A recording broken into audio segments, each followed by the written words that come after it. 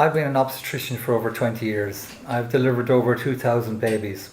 Over the years, I've delivered children with Down syndrome. The arrival of a baby with Down syndrome can come as a surprise to some parents and a shock to others. But every family that I have kept in touch with over the years has always been delighted to have a child that is a powerful source of happiness. One little girl with Down syndrome sends me a card every year on her birthday. She and people like her are a wonderful part of our community, our society. Over the last 20 years, we have become a more inclusive country, in particular since the Special Olympics in 2004. We celebrate people with Down syndrome. We welcome the diversity they bring to our country. Let us celebrate and not terminate.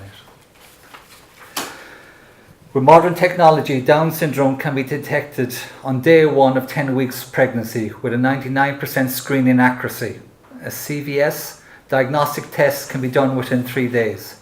And if you look at the legislation the Minister of Health has published and promised to pass if the government wins the referendum, you can see this is abortion on demand, without any medical reason up to 12 weeks.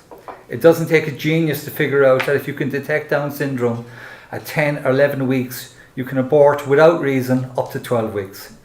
Then we're going to see an increase in the number of babies with Down syndrome being aborted.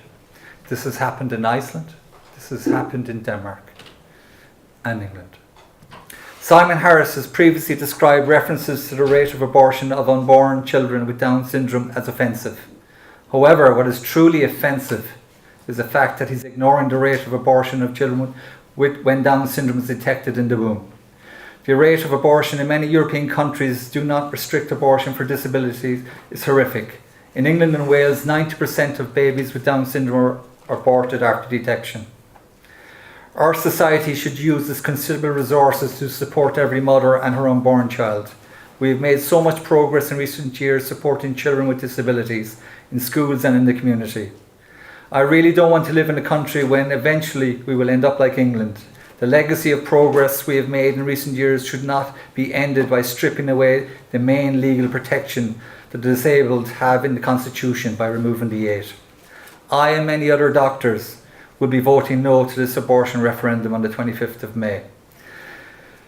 I hope that the Irish people will agree that Ireland does not need to repeat the mistakes of our neighbours.